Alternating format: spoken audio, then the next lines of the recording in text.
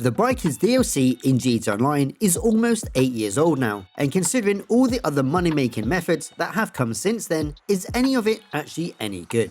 Well, in this video, I'll be going through the biker contracts, the income through the BIKERS bar, how much you can get from customizing clients' bikes, and of course, the main biker businesses and seeing how much you can actually make, as well as the best strategies to use for them. Before we get into it, don't forget to drop it a like and subscribe for the best GTA guides on the internet. So without further ado, let's get to it.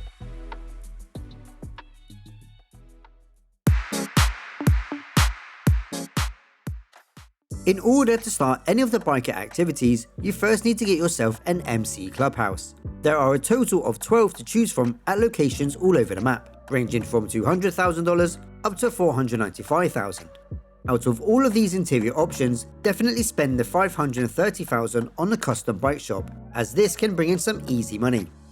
There are two types of interiors, but the best type to have is Layout 1, which is easier and faster to navigate and doesn't have the stairs.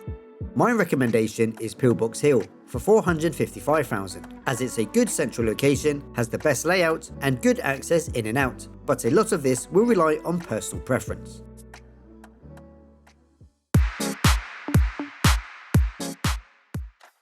Inside your clubhouse, you can start making money by first supplying the bar. This is a little fetch quest where you start losing the amount of supplies if the van takes damage.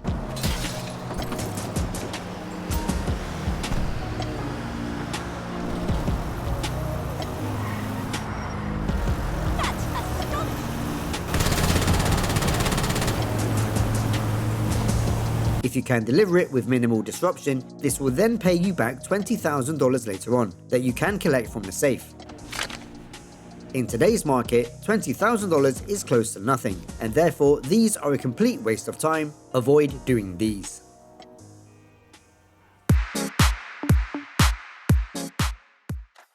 If you have the custom bike shop, you can then customize clients' bikes that get dropped off every so often.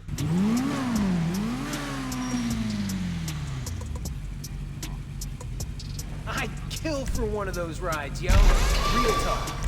You do get a list of alterations to make, but you can completely ignore these and go rogue and increase your chances of the customer giving you a bonus if they like what you've done. They may also dislike it and take money away.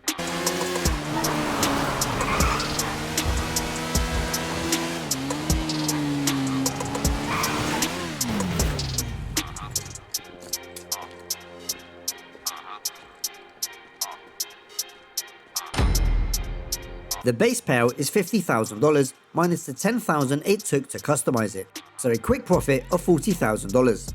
Bonuses and deductions will either be $2,500 or $5,000.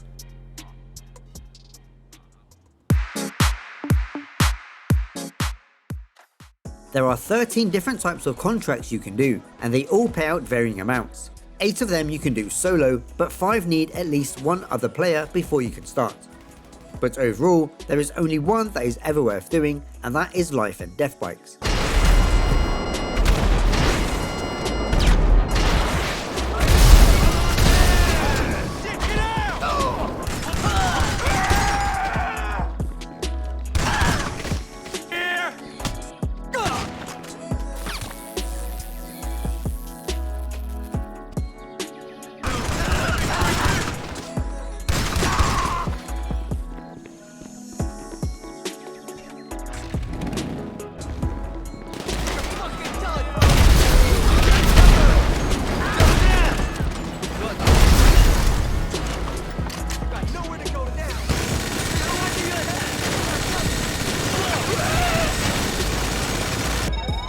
Get it done? Wish I could've rolled with you on this one. Don't do nothing stupid with that bike though, alright? If you bring it back to the clubhouse, I don't doubt you'll be able to get a little something for that. Could be nice money for you. How about that? Doing this solo will pay you $37,500 and should take about 5 or 6 minutes depending on whether you know what you are doing and the spawning locations. I did the contract called Cracked in just 3 minutes, and it only paid me $6,500. Overall, these suck, and there are much better ways to make money for the time invested.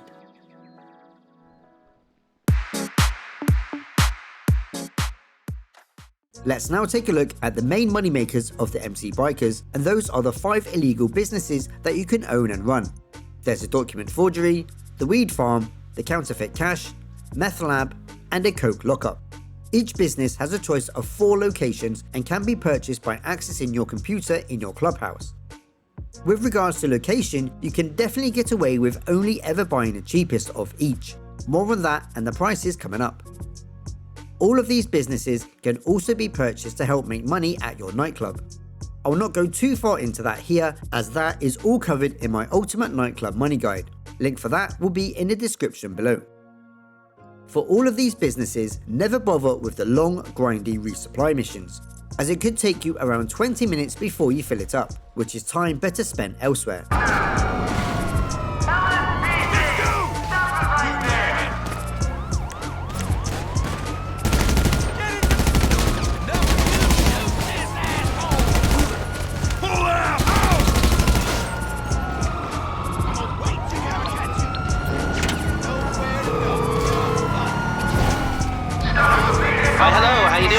I'll be keeping my eye on you. Goodbye. Buying the supplies for $75,000 each is a much more efficient way to run them. There is a way to get free supplies, and that's by raiding a stash house, which will choose one of your businesses at random and give them full supplies, as long as that business is open, which will save you the $75,000.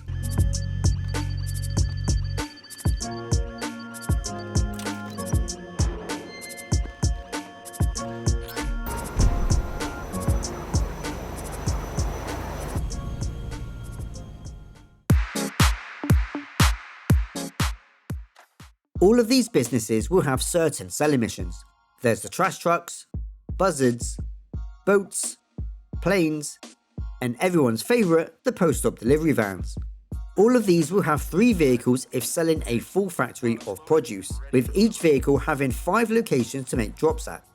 There is also the possibility that you may get 4 bikes, which have just 1 drop each. However, some businesses like the weed, cash and coke will sometimes give you 1 vehicle that could shift all of it in one go. How it generally works is anything over 1.5 bars of product will mean at least 2 vehicles. This will be vital for you when deciding whether to do this business or not, and also which ones really benefit you.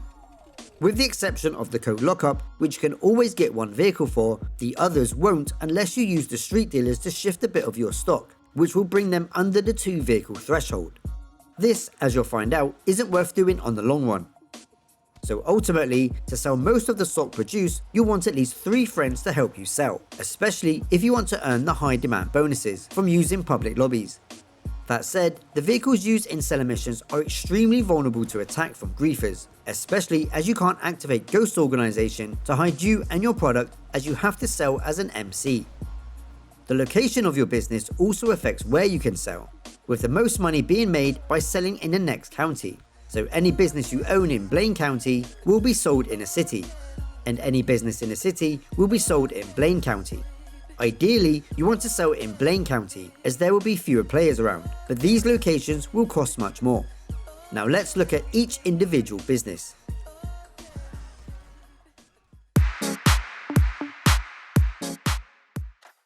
You can buy a document forgery business from $650,000 way out in Grapeseed, or up to $1.2 million for the Textile City location near the city centre. To produce the most stock the quickest, you'll also have to buy the equipment and staff upgrades, totaling another $745,000. If you want to reduce the chances of getting raided, you'll also need the security upgrade for $285,000. This means that the Textile City location with all upgrades will cost you close to $2.3 million. Buying the supplies to fill up a document forgery is equivalent to $90,000 and will take 3 hours. This can then sell for nearly $160,000, which works out to a profit of only $67,500. This means it would take you 34 full selling missions before you can even start turning a profit. Obviously, selling in a public lobby will increase the income, but not by much. What I'm saying is, this is the most dogshit thing you can ever spend your hard-earned money on. Never touch this thing ever, and you will be a lot better for it.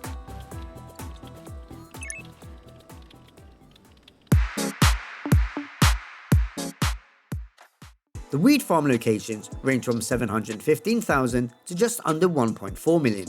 With this one, it would cost an additional $1.6 million for all of the upgrades, so you could be looking at spending $2.9 million in total. Buying supplies that will completely fill your weed farm will cost you $150,000 and will take 5.5 hours. This can then be sold for $315,000, which is only a profit of about $165,000. If you got this sold in a lobby with the maximum high demand bonus, you could make over $470,000, which will then bring your profit to a much more respectable $322,000. But as stated earlier, you will need some friends to help you with it, unless you're lucky enough to get the one truck. With the best case scenario of always getting a maximum high demand bonus, you're looking at 10 full sales before getting a return on your investment.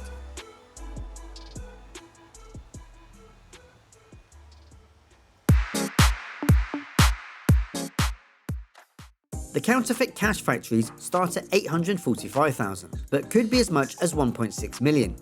Upgrades will then be another $1.6 million on top, which could then be as much as $3.2 million. To fill up one of these will also cost $150,000 in supplies, and will also take 5.5 hours to do so, but these will pay more, with a full one being sold for just over $367,000, which works out to a profit of almost $218,000. Or with the maximum high demand bonus, you could make just over $550,000, which will then be a profit of just over $400,000. There is a possibility you will only have the one vehicle, but most likely you'll get the three and therefore need some buddies.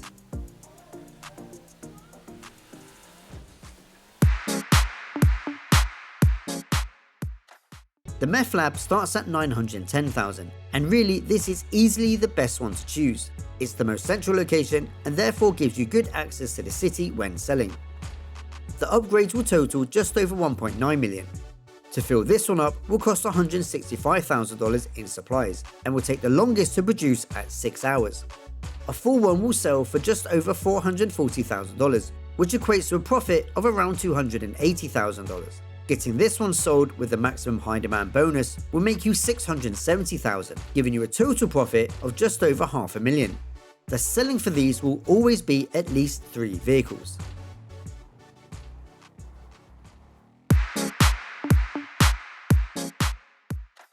And easily the best one of these businesses is the Coke Lockup. These start at $975,000 for a very good location by Alamo Sea, or you could splash out just over $1.8 million for probably the best location in the city. Upgrades with this one will total almost $1.9 million. Because these can easily give you just one vehicle after buying one batch of supplies for $75,000, this will sell for almost $160,000, which works out to $82,500 in profit. Or with the high demand bonus from selling in a public lobby could be as much as $236,000, which is pretty decent and can be done every hour or so. To fill one up will cost $165,000 and will only take 5 hours. A full one can then be sold for either $525,000 basic or $787,500 for the maximum high demand bonus. Doing it that way could make you over $620,000 in profit. With the Coke, there is a possibility to just have one vehicle to shift even when the lockup is full.